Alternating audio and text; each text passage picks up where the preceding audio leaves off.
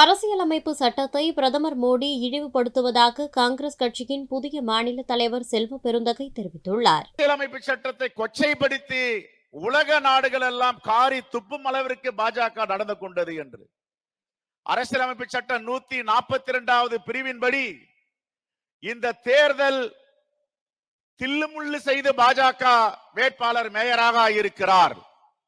இந்த தேர்தலை ரத்து செய்கிறோம், உண்மையான வேட்பாளர் யாரோ அவரை நாங்கள் நியமிக்கிறோம் என்று வரலாற்று சிறப்பு மிக்க தீர்ப்பை உச்சநீதிமன்றம் வழங்கியிருக்கிறது. ஜனநாயகம் இன்னும் செத்து போகவில்லை, நீதி இன்னும் மடிந்து போகவில்லை, இன்னும் உயிரோட்டத்தோடு இருக்கிறது என்பதற்கு நேற்று வந்த தீர்ப்பு ஒரு முன்னுதாரணம். மோடி அவர்களே, பாஜகவின் தலைவர்களே, நான் ஒன்று மட்டும் இந்த தருணத்தில் கேட்க விரும்புகிறேன். பாகிஸ்தானில் மட்டும்தான் சர்வாதிகார ஆட்சி நடக்கும். பாகிஸ்தான் மட்டும்தான் உச்ச நீதிமன்றம் தலையிட்டு தீர்ப்பு கொடுக்கும்.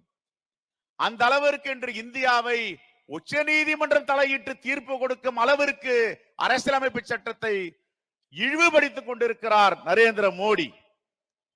தமிழ்நாட்டில் எப்படியாவது கால் ஊன்றி விடலாம், மாயை அரசியல் செய்யலாம், இயற்கைக்கு முரணாக உண்மைக்கு புறம்பாக எதை வேண்டுமானாலும் பேசலாம் என்று ஒரு கனவு கண்டிருக்கிறார்கள். செய்திகளை உள்ளது உள்ளபடி தெரிந்து கொள்ள ரெஃப்ளெக்ட் நியூஸை சப்ஸ்கிரைப் பண்ணுங்க.